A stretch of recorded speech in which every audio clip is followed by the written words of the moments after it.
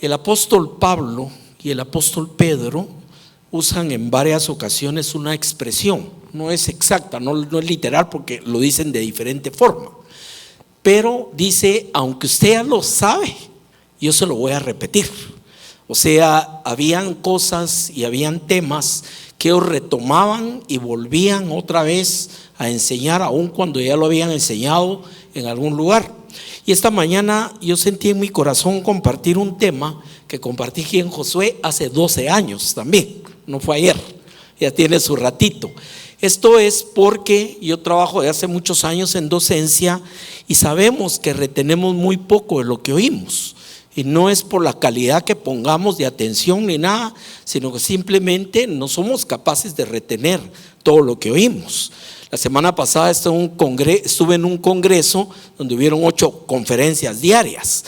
O sea, no se aprovecha, no se puede realmente recibir. Y hace un tiempo alguien escribió un libro, un pastor argentino muy interesante, que decía que teníamos servicio el lunes, el martes, el de oración el miércoles. O sea, estábamos tan llenos de estar oyendo la palabra que ya no oíamos la palabra. Y esa es una verdad. Y yo aprendí que uno tiene que tomar algo, y como dice la palabra, cuando dice meditarás de día y de noche, hay una palabra ahí en el original que es rumiar. El rumiar es el animalito que agarra algo y lo muerde y lo muerde, y esa es la manera como la palabra de Dios llega a nuestro corazón, rumiándola. Y hay cosas, hay verdades, hay versículos, hay pasajes que lógicamente impactan de una forma especial nuestra vida. El tema que yo quiero compartir con ustedes es un tema que a todos nos afecta, y nos afecta de muchas maneras y todos los días. Es el miedo y el temor. De eso se trata el tema. ¿Por qué? Este es un tema que es increíblemente desarrollado, no solamente en la parte secular, por psicólogos, por mucho de esto, sino en la misma palabra de Dios. Imagínense que aparece 366 veces, de una manera directa o indirecta, la expresión no temas. O sea, 366 veces. Yo creo que si el Señor le pone este puntito a muchos pasajes, es porque quiere llamarnos la atención de algo tan especial. Y el temor tiene también varias acepciones. Por lo menos hay 16 formas de ver el concepto. Yo apenas voy a nada más referir 3 antes de entrar en el tema, y después me voy a centrar solo en una. Hay un temor que es natural, un temor que es sano, y es lo que le llaman también instinto de conservación. O sea, lo que nos evita que seamos imprudentes, que hagamos cosas que van a poner en riesgo nuestra vida. Y claro, hay algunos que les gusta la adrenalina, pero lo normal es que nosotros tenemos ese instinto. O sea, no vamos a hacer ciertas cosas que sabemos que nos ponen en peligro. Ese es un temor natural. Tenemos también el temor espiritual, que es cuando la palabra dice, por lo menos un par de veces, 2 versículos, dice que el principio de la sabiduría es el temor de Jehová. Pero es una palabra que se traduce como reverencia y respeto y admiración. Eso es diferente. Esa es otra palabra, otra acepción del temor. Pero de la que yo le quiero hablar es un temor que es malo. Es un temor que, si bien es una reacción muchas veces natural, pero que puede llevar a paralizar nuestra vida, puede llevar a hacernos inútiles. Esa es la situación. Y vamos a ver varios pasajes en la Escritura que nos enseñan claramente cómo respondemos muchas veces ante el temor, ante circunstancias. Hay 2 tipos de circunstancias básicamente que generan temor. Hay algunas circunstancias de carácter externo, que ahí entran todas las naturales. Si vamos en un avión y se empieza a mover, en un barco, todo eso va a generar estrés, va a generar temor. Y como le digo, es un temor natural, pero es una cosa externa que está provocando algo. Pero hay temores que vienen de ver afuera algo que ya son insanos, y eso vamos a ver varios ejemplos también. Y hay un tipo de temor que tal vez es el peor, diría yo, cuando el temor viene de adentro del corazón del hombre, y ese lo puede crear una atadura en la vida increíble. Somos incapaces de movernos por un temor, y a veces son temores basados en cosas que nunca llegan a ocurrir. Le llaman temor irracional. Vamos a ver un personaje en la palabra también que estaba atado con ese tipo de temor. Como le digo, la palabra nos enseña y es admirable porque hay muchos temas que tienen muchos cientos de años, que han venido progresando últimamente. Todo el tema psicológico no es tan antiguo, pero cuando vamos a la palabra y vemos que hay textos de hace 3000 años que ya tocaban ampliamente los temas, es donde vemos la sabiduría de Dios de todo esto. Quiero empezar primero que nada, ¿dónde empezó el temor? En Génesis capítulo 3, verso 8, dice: y oyeron la voz de Jehová Dios que se paseaba en el huerto al aire del día, el hombre y su mujer, y se escondieron. Oiga una reacción de esto, de la presencia de Jehová Dios entre los árboles. Y cuando Jehová llamó al hombre y le dijo: ¿dónde estás? Esta respuesta es lo más triste que podemos encontrar dentro del Génesis.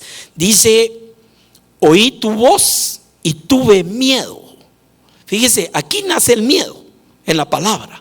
Tuve miedo. Una de las armas más demoledoras del diablo en la vida del hombre es crearle temor a Dios.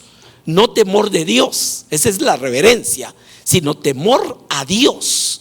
Tuve miedo, me escondí de ti.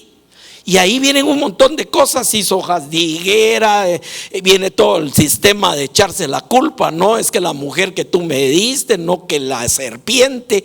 Todo viene de eso, pero el punto que quiero partir es, aquí es donde nace el miedo. Aquí es donde la gente muchas veces ha encontrado corrientes filosóficas como el mismo ateísmo, que no es otra cosa que una forma de miedo. ¿Por qué? De miedo a Dios. O sea, si niego que existe y lo saco de todo el canon de lo que yo sé, simplemente no voy a tener que darle explicaciones porque le tengo miedo. ¿Me entiende el punto de esto? Como le digo, muchas cosas van llegando otra vez al mismo punto, pero aquí nace la problemática. Tuve miedo porque estaba desnudo y me escondí. Una de las reacciones es esconderse. Es increíble. Cuando nuestros hijos están pequeños y hacen travesuras, muchas veces no hay que enseñarles a reaccionar. Van a ocultar lo que hicieron. Es como una reacción. Todos lo sabemos como papás. Ahora, esto entró en la humanidad y empieza a repetirse en muchos lugares, ante muchas situaciones, creando una inutilidad, incluso en el pueblo de Dios. Y es por eso quiero hablar de este tema. Cuando iban a la guerra, esto está en Deuteronomio 28, había lo que se llamaba la ley de la guerra. O sea, ciertas condiciones que se ponían dentro del ejército cuando iban a enfrentar al enemigo. Y oiga este versículo, dice: y volverán los oficiales a hablar al pueblo y dirán. Y aquí usa una serie de términos que no los manejamos comúnmente, pero que son sinónimos. Es interesante cuando uno ve una palabra esa, aparece como con 20 sinónimos y todo va aterrizando a miedo. Dice: volverán y dirán, ¿quién es el hombre medroso y pusilánime? Aquí ya usa dos expresiones. Vaya y vuélvase a su casa y no apoque. Esta es otra palabra que también tiene el mismo significado. No apoque el corazón de sus hermanos como el corazón suyo. Esto nos ayuda a ver un tema que es interesante. ¿Dónde radica el miedo? En el corazón. Fíjese qué cosa tremenda esa, no es algo que me lo puedo quitar así tan fácil. ¿Y cuál era el objetivo de esto en la ley de la guerra? Que si alguien a la hora de la batalla tenía miedo, iba a crear un contagio. Y ahí vamos a ver un pasaje donde se ve ese contagio, el miedo en la guerra. El contagio iba a parar muchas veces en que huían de la batalla y los derrotaban, y a veces con menos ejército, porque la gente se asustaba, la gente tenía miedo. Ese es otra vez el punto. Entonces, como medida sana, recuérdense que esto viene del Señor. mandó que a todo el que tuviera miedo, que fuera medroso, pusilánime, apocado, mejor lo regresaran a su casa. Mucho ayuda al que no estorba, dice mi amigo. Y eso era lo que pasaba aquí. Fíjese cómo se conocía la reacción que podía generarse si alguien tenía miedo. Hoy en día hemos visto tanta gente que muere en las famosas estampidas, saliendo de un estadio, o hace poco en una cuestión religiosa del otro lado del mundo. ¿Qué es lo que pasa? Alguien se asusta por algo y empieza a correr y pasa encima y al final hay un montón de muertos. Eso es exactamente, ¿qué es lo que provoca, lo que dispara de todo esto? Es el miedo. Ese como el miedo viene en todo esto. Ahora, veamos el caso que produce el temor. Y vamos a estar viendo algunos versículos en 1 Samuel 17. Si usted recuerda, había guerra entre los filisteos y los israelitas, y en este tiempo acostumbraban a acampar durante tiempo antes de enfrentarse en una batalla, pero había algo que era una costumbre, y era que tenía un paladín cada uno de los ejércitos. O sea, había un varón que era el más fuerte de todos, y ese retaba al otro, y si la pelea se dirimía entre la lucha de dos, ahí se acababa la guerra. Y en este caso es donde aparece el famoso Goliat. Ya hemos leído de él, no voy a repetirlo. Y es también una de las primeras apariciones de David, donde uno empieza a entender por qué capítulos atrás Dios lo mandó a escoger, y más adelante dice que es un varón conforme a Dios, al corazón de Dios. Ahora, en 1 Samuel 17:10, después que venía este Goliat y desafiaba a todo el pueblo, dice: y añadió el filisteo, o sea, Goliat: hoy yo he desafiado al campamento de Israel, dadme un hombre que pelee conmigo. Quiero que note la reacción de todo el pueblo. Dice: oyendo Saúl y todo Israel estas palabras del filisteo, se turbaron y tuvieron gran miedo. Esa es la reacción, tuvieron gran miedo. Y todos los varones de Israel que veían aquel huían de su presencia y tenían gran temor. Y cada uno de Israel decía: ¿no habéis visto el hombre que ha salido? Ese es el contagio, ¿me entiende? La gente empieza a ver una situación, y ¿qué es lo que se empieza a transmitir? Que ya se va a acabar el mundo, que va a haber la tercera guerra mundial. O sea, ese es exactamente. Hay un miedo. Aquí usa expresiones como gran temor. Es otra expresión también. La cuestión es que todo el mundo estaba temblando. Y Saúl era un hombre grande. Dice que le sacaba de la cabeza, de los hombros para arriba a todos los de Israel. Pero aún él estaba temblando junto con todos. O sea, producía gran miedo. Recordemos cuando los israelitas iban a poseer la tierra, ¿qué fue lo que no los dejó? Números 13 y 14. Fueron a ver y vieron que la tierra era buena y todo lo que Dios les había dicho, pero vieron gigantes, vieron ciudades amuralladas. ¿Y cuál fue la conclusión? No podemos, somos como langostas. O sea, en otras palabras, nos van a poner el pie encima. ¿Qué era lo que tenían? Miedo. Ese es el punto. Y un tema que vamos a ir sacando acá es el miedo versus la fe. Porque la fe se anula, hasta ese punto llega cuando hay miedo. Y ahorita vamos a ver algunas cosas de esto. ¿Qué pasó más adelante? Aquí lo primero que vemos es que produce incredulidad. En ese momento de temor, lo que primero se les olvidó era el Dios de Israel. Ya se dio cuenta de eso. Igual que a los que fueron a ver la tierra prometida, no vieron que estaba Dios con ellos. Solo dos lo vieron. Y hasta los quisieron apedrear porque dijeron: no, vamos a poder más nosotros que ellos, porque Jehová está con nosotros y Jehová nos entregó, no seáis rebeldes. Hay tanta cuestión en la palabra de esto, pero no quisieron. Y usted sabe lo que pasó. Esa generación se murió en el desierto y no entró a la tierra prometida. Pasaron 40 años dando vueltas por todo el desierto. ¿Y qué fue lo que generó todo? Claro, había incredulidad, pero la incredulidad fue generada por el miedo. Hay demasiados gigantes ahí. Es interesante esa historia porque más adelante en Josué vemos que las circunstancias no habían cambiado, que no es cosa de circunstancias. Cuando ellos regresaron a los 40 años para entrar y se abrió el río Jordán para que pasaran, ahí estaban las ciudades amuralladas, ahí estaban los gigantes, igual. ¿Sabe qué había cambiado? Había cambiado el corazón de los que iban ahora a entrar. Y el miedo está en el corazón, y es en el corazón donde Dios tiene que tratar con él y cambiarlo. Ese es el punto del miedo. Ahora, veamos qué pasó. Viene otra de las cuestiones que genera el miedo. Primera de Samuel 17:32. Y dijo David a Saúl: no desmaye el corazón de ninguno. Esta es otra expresión también. O sea, él se dio cuenta, si estaban medrosos, pusilánimes, apocados, todo lo que dice la palabra, su corazón había desfallecido. Una de las peores cosas que produce el miedo es falta de fuerza para luchar. Ese es el punto de esto. Y a Israel le pasó muchas veces. Este es solo un caso. O sea, se caían.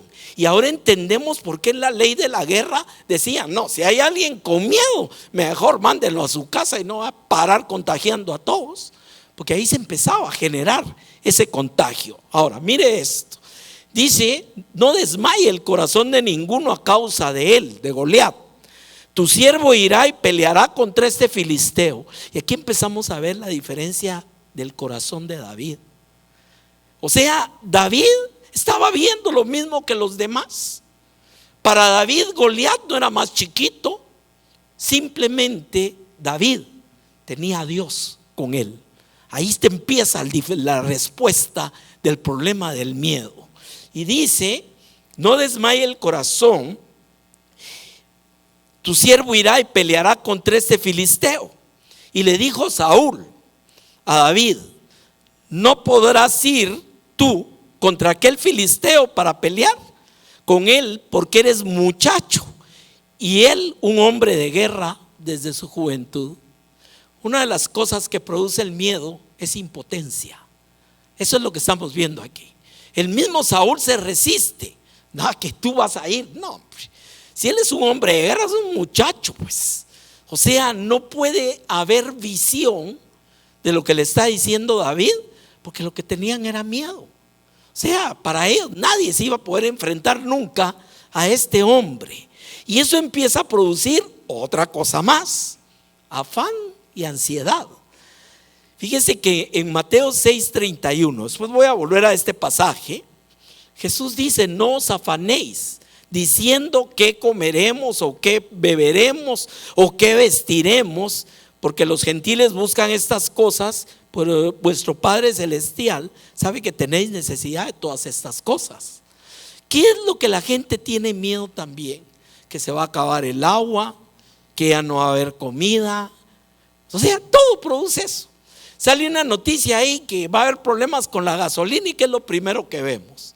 El montón de colas en las gasolineras. ¿Es cierto o no?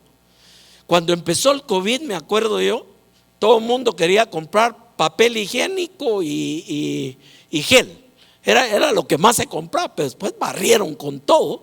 Toda la gente quería tener su propia despensa de todo. ¿Qué tenían? Tenían miedo. No solo miedo a la enfermedad en sí, que también vino a traer problemas serios, pero también miedo hacia lo que era la escasez, que no hubiera esto, que no hubiera aquello. O sea, hay tantos motivadores de miedo que si nuestra confianza, nuestro corazón no está puesto en Dios, ese es el tema del afán y la ansiedad que produce esto también. O sea, ¿será dañino el miedo, hermano? ¿Será algo que... Y lamentablemente no venden pastillas contra el miedo en la farmacia. O sea, es algo que tenemos que aprender a vivir con él, pero que no nos destruya la vida. Ese es el punto. Hay tantas circunstancias de esto. Ataduras. Dice la palabra en Proverbios 29:25. Oiga qué versículo este. El temor del hombre pondrá lazo. Imagínense, el temor del hombre pondrá lazo. Y por eso ya voy a hablar de un personaje ahorita. Dice, mas el que confía en Jehová será exaltado. Pongámoslo en el orden de tesis y antitesis, como se escribe Proverbios, y está dando la enfermedad y la medicina. El temor pone lazo, pero la confianza en Jehová es la medicina para esto. Vemos cómo empiezan a tener una correlación. Dice en Proverbios 6:2, te has enlazado con las palabras de tu boca y has quedado preso en los dichos de tus labios. El Señor dijo que de la abundancia del corazón habla la boca, y que la fe viene por el oír y oír y oír y oír la palabra de Dios.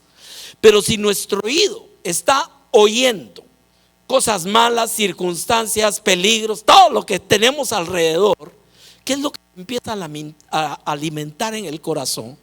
Todo ese temor. Entonces usted oye hablar a la gente, ¿y de qué hablan?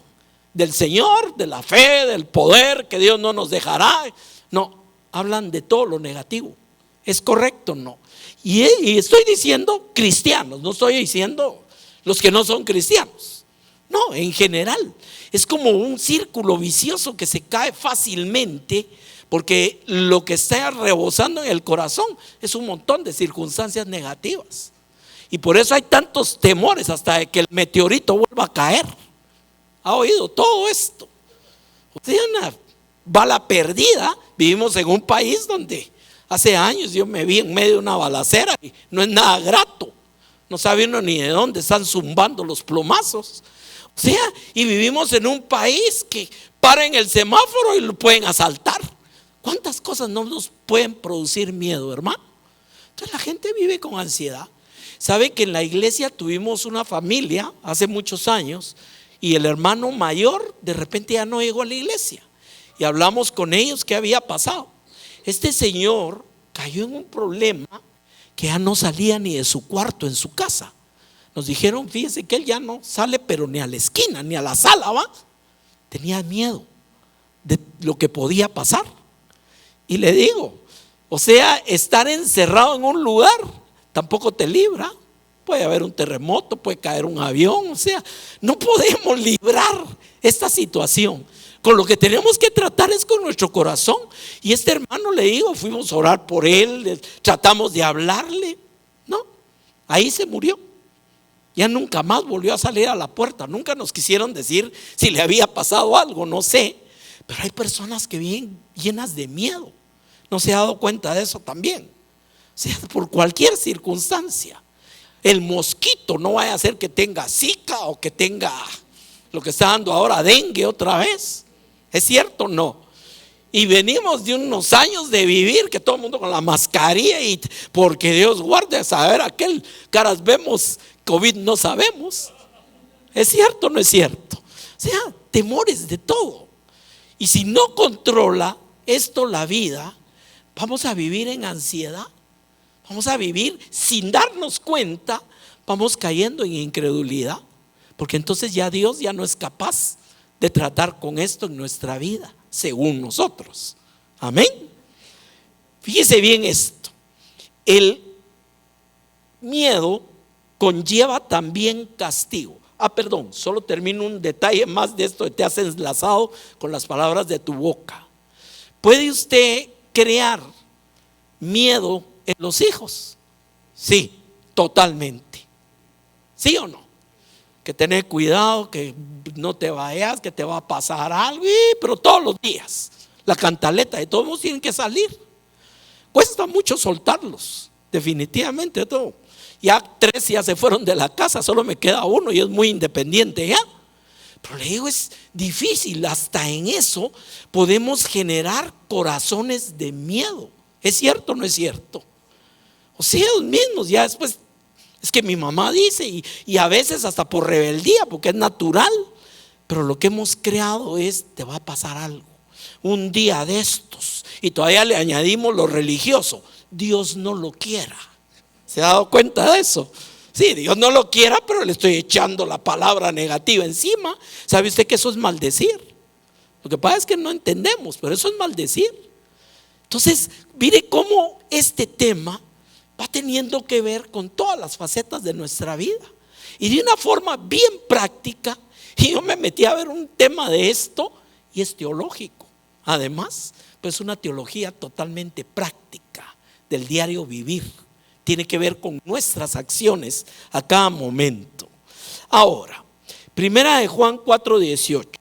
Aquí es donde hablamos de la medicina también. Dice, en el amor no hay temor. Ahí está el punto. ¿Sabe usted que la religiosidad de mucha gente proviene del temor de la muerte? ¿Por qué?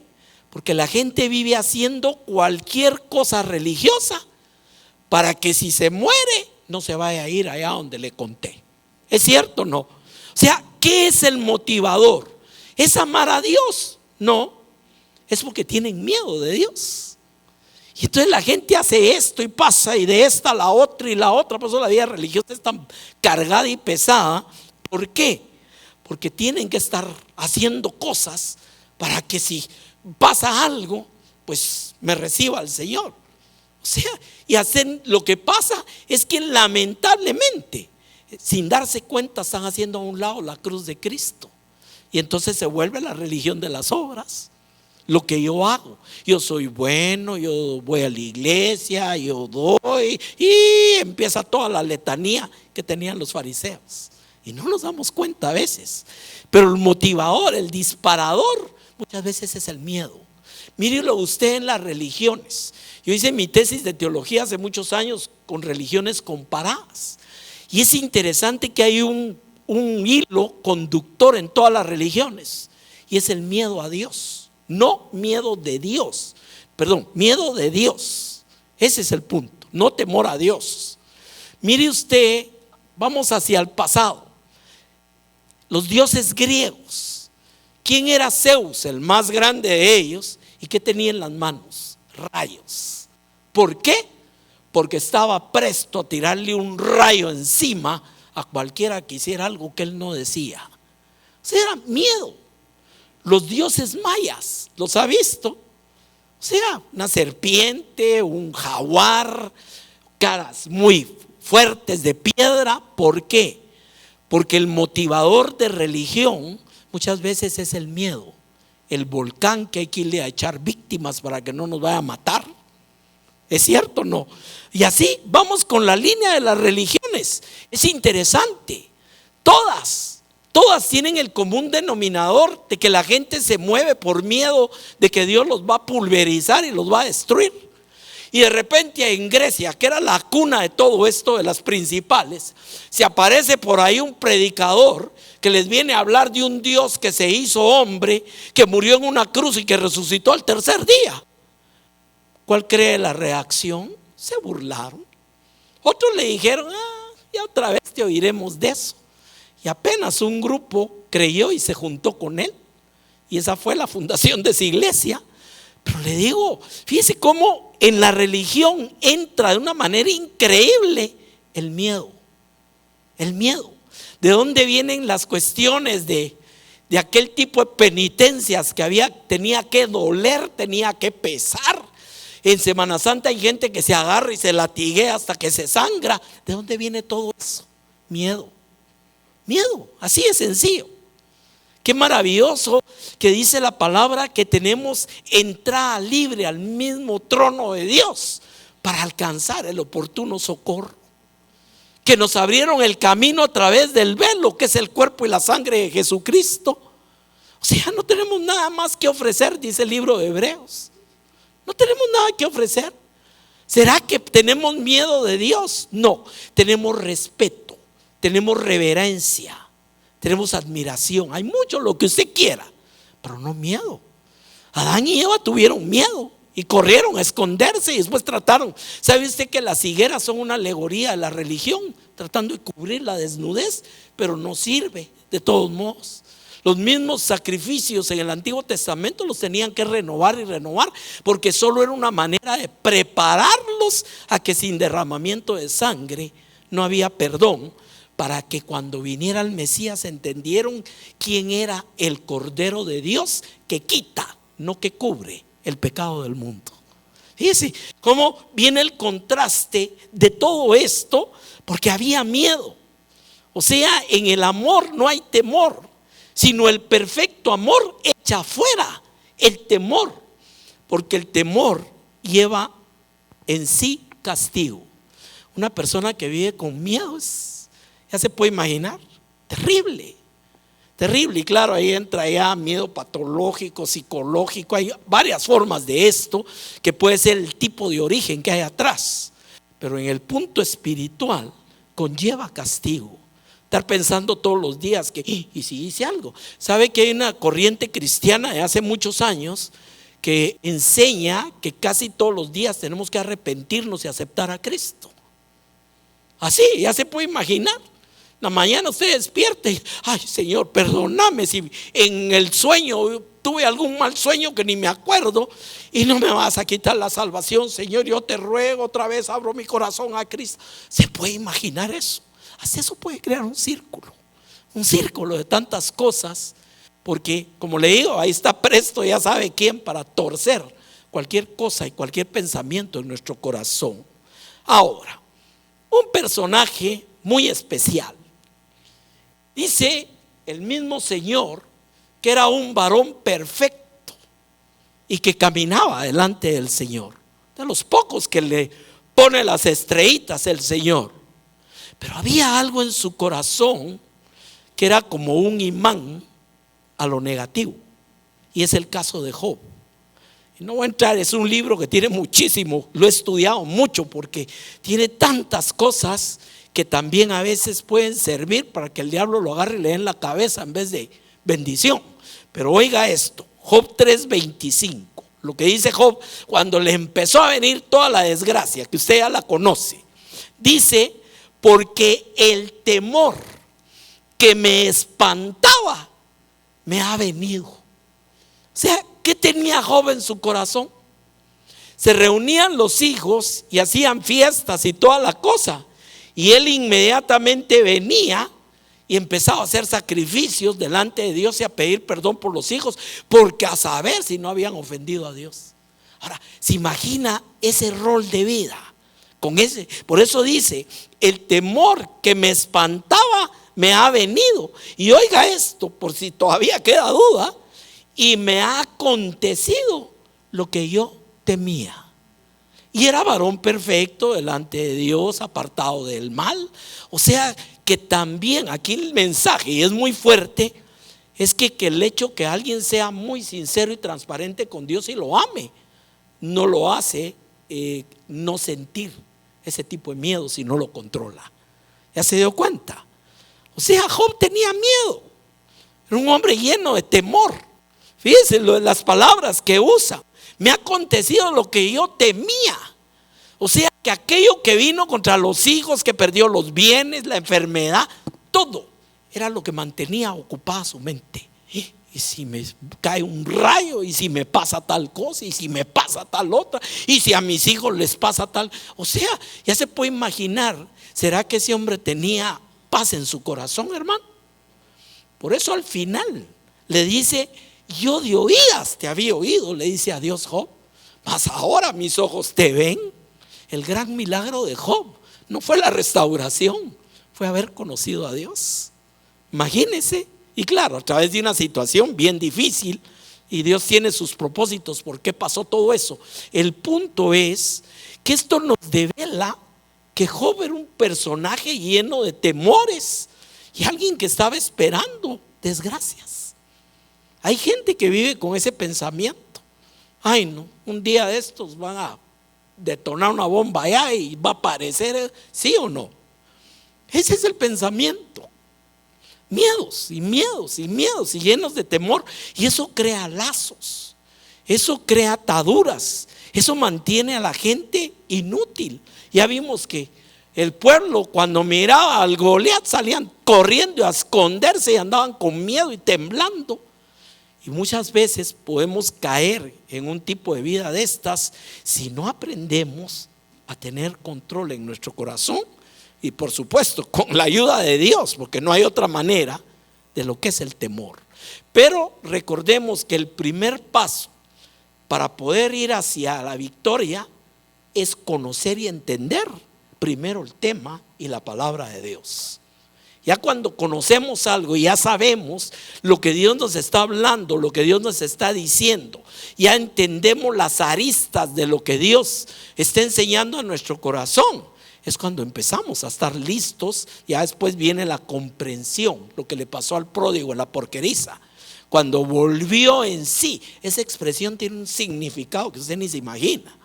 Volviendo en sí, o sea que no estaba consciente ni de toda la desgracia que tenía encima, pero volviendo en sí dijo: en la casa de mi padre hasta los jornaleros están mejor, ahí hay pan, hay todo. Y entonces toma acción todavía aquí. Me levantaré e iré a mi padre. Todavía no había hecho nada. Cualquiera lo hubiera visto en la porqueriza y era el mismo pródigo de todos los días. No, estaba viendo una revolución en su corazón. Imagínense qué belleza. Y ya después viene la acción. Se levantó y fue al padre. Pero todo este tema también vino de alguna manera motivado del temor. Nadie le quería dar, comía las algarrobas de los cerdos y había pensado: ¿por qué no volvió al padre antes, hermano? Porque le tenía miedo. Incluso cuando regresa con el padre, le dice: no soy digno de ser tu hijo, hazme aunque sea como uno de tus jornaleros.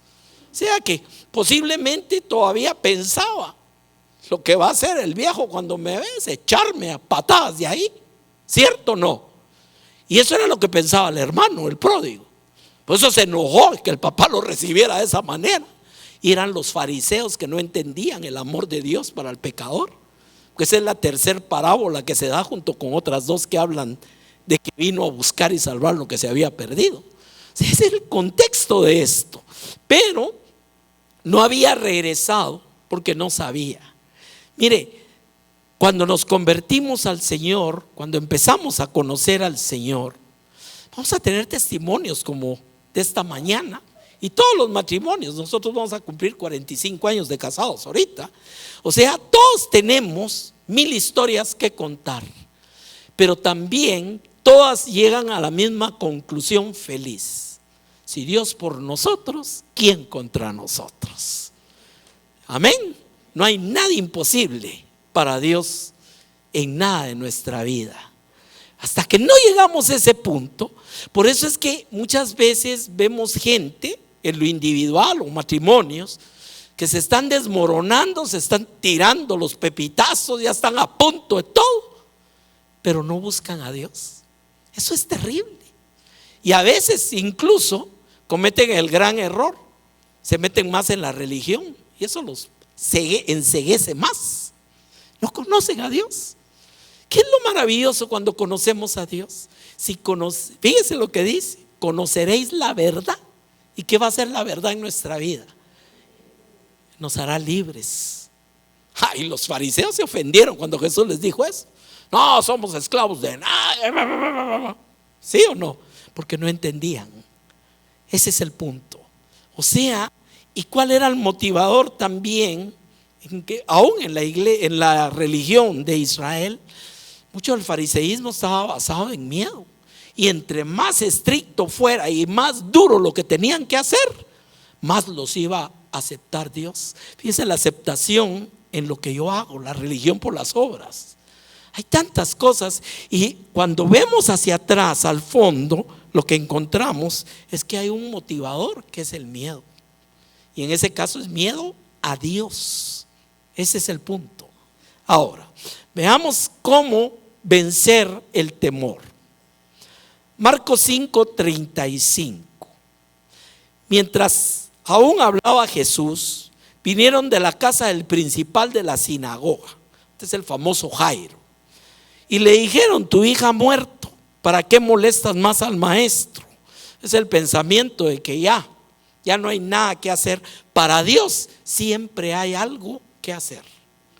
Y a los muertos los resucitó para enseñarnos que ni la muerte ni la vida nos pueden apartar del amor de Dios, que es en Cristo Jesús, dice Romanos 8.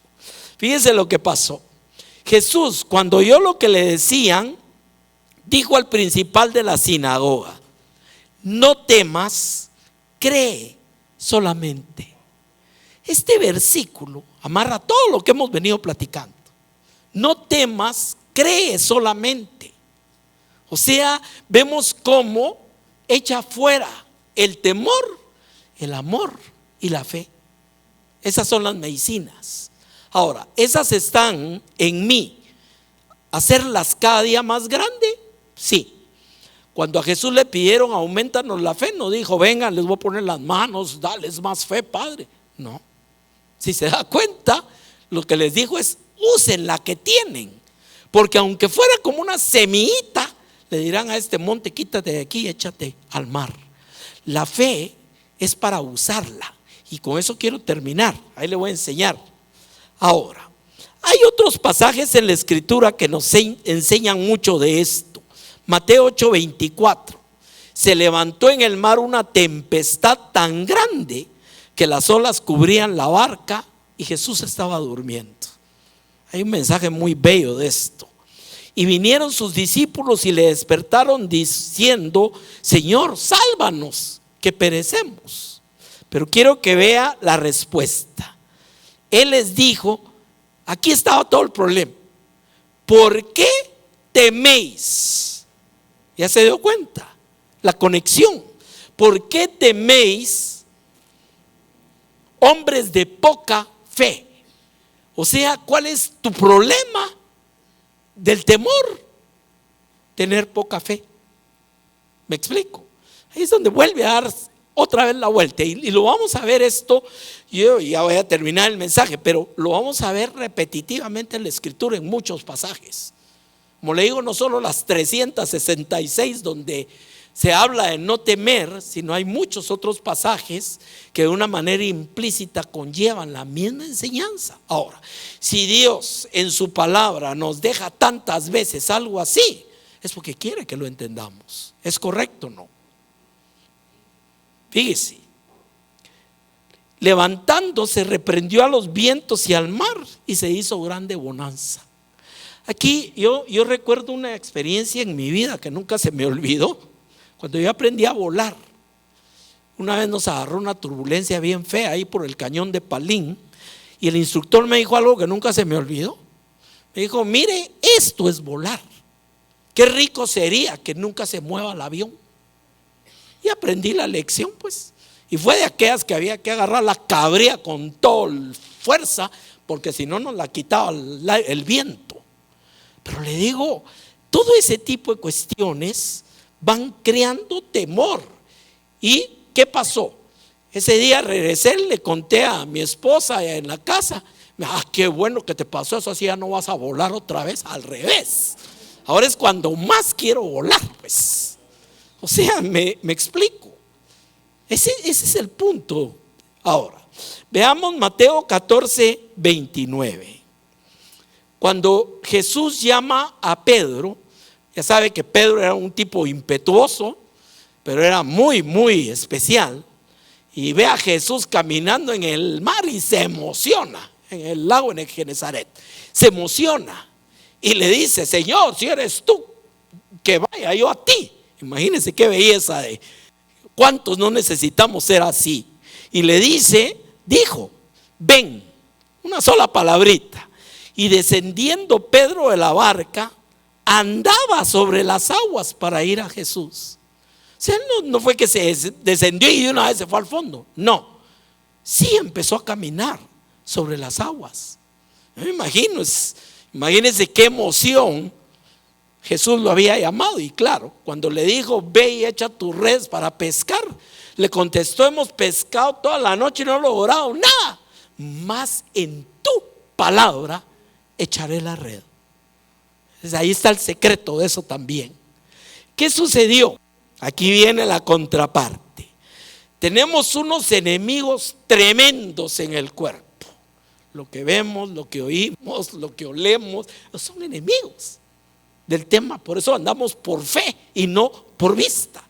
Por eso la palabra habla de esto. Mire lo que pasó.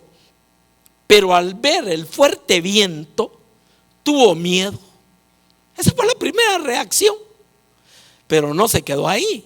Ese miedo conllevó que se cortara la línea de fe con Jesús.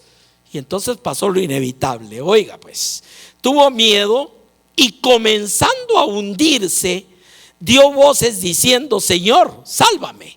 ¿Sabe que esto está catalogado como la oración más corta del Nuevo Testamento? Señor, sálvame. Esa fue toda la oración. Pero ¿cuál fue la respuesta? Al momento, esto también es importante, tiene otra lección, ese al momento. Si tú estás en una situación desesperada, el Señor te va a decir: espera mi tiempo. No, va a extender su mano y te va a sacar. Por eso aquí dice al momento. Lo que pasa es que quisiéramos que todo fuera así.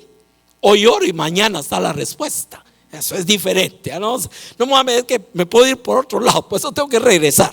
Ahora, dice: al momento Jesús extendió la mano, asió de él y le dijo: Pedro, qué valor, cómo te animaste a bajarte y empezaste a caminar.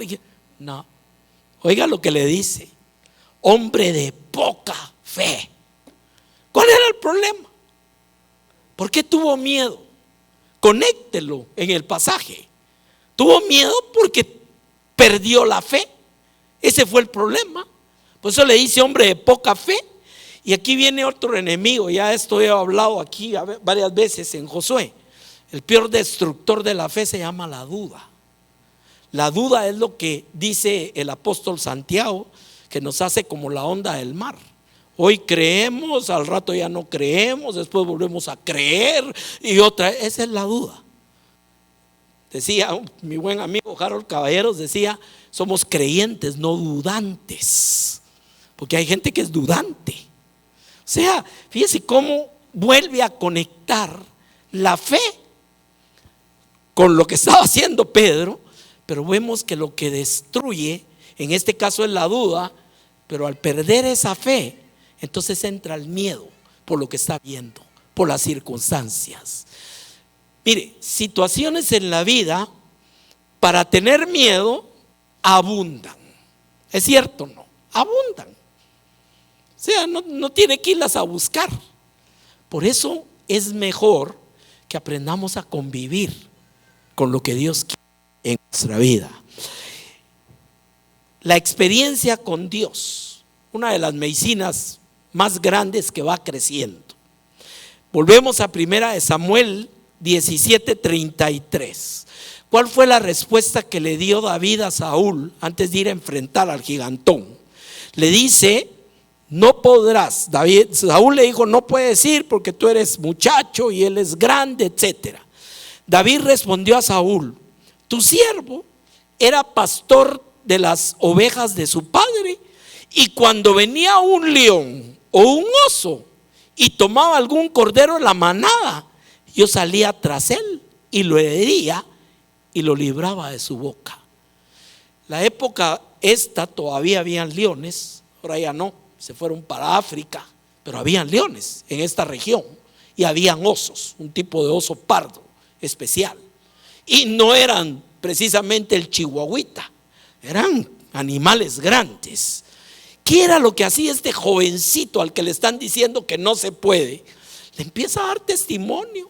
Dice: yo era pastor de las ovejas de mi padre, y cuando venía el león o venía el oso, yo me iba detrás. Y oiga lo que sigue contando, ese es tremendo. Dice: salía yo tras él y lo hería y lo libraba de su boca, y se levantaba el animal contra mí, yo le echaba mano en la quijada y lo herí y lo mataba. Estamos hablando de un león, estamos hablando de un oso, hermano. Y ahora viene la experiencia aplicada a la situación. Ese es el punto, porque eso va fortaleciendo nuestra fe. Y le dice: fuese león, fuese oso, tu siervo lo mataba, y este filisteo incircunciso va a ser como uno de ellos, porque ha provocado al ejército del Dios viviente. ¿Me entiende? Cuando Dios te empieza a dar victoria sobre el temor, sobre el miedo, y empiezas a ver la mano de Dios en muchas situaciones, esa experiencia te empieza a edificar cada día más la fe. Sabes que si Dios no me dejó en el pasado, no me va a dejar en el presente y no me va a dejar en el futuro. Y si Dios cumplió lo que dijo, lo va a seguir cumpliendo y va a cumplir lo que está en el futuro. Ese es el Señor. Pero necesitamos, hermano, echar fuera ese temor. Lástima que no hay cirujanos de corazón que puedan abrir y sacar el tumor del miedo.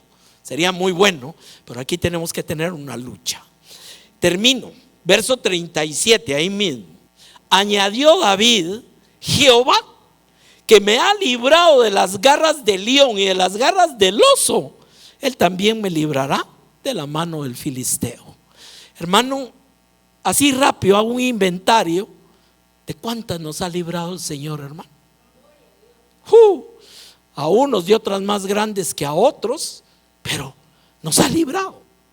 Enfermedades, ataques, problemas, sí o es cierto, no.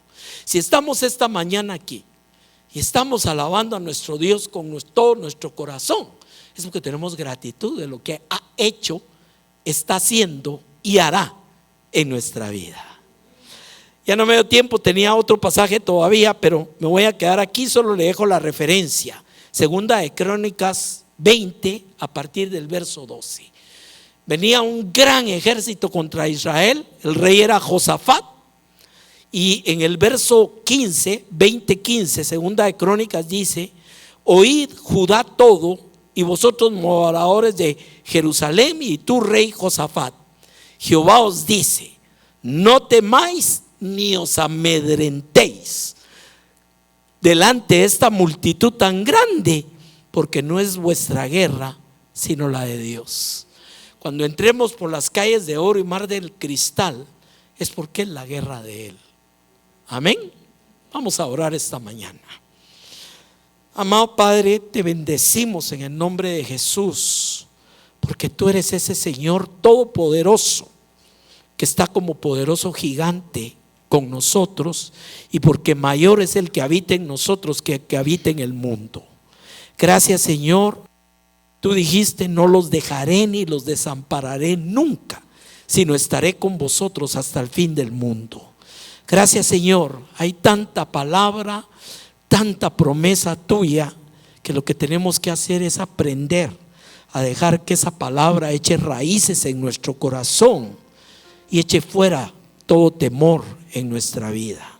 Sabemos, Señor, que vamos a seguir teniendo a veces miedos, temores, pero lo importante es que no destruyan nuestro corazón y nuestra fe, y sobre todo que jamás vayan a producir que tengamos miedo de ti, sino que, Señor, esto nos traiga cada día más a tus pies y a bendecirte. Gracias, bendice tu palabra, guarda esta semilla, porque yo sé que estas son las semillas favoritas que el enemigo quiere arrancar en nuestro corazón, y ayuda a que pueda, Señor, pegar y pueda empezar a crecer como un árbol fuerte en el corazón de todos y cada uno de nosotros. Gracias, y bendice siempre este ministerio y a todos tus siervos aquí, en el nombre de Jesús, Señor. Amén y amén.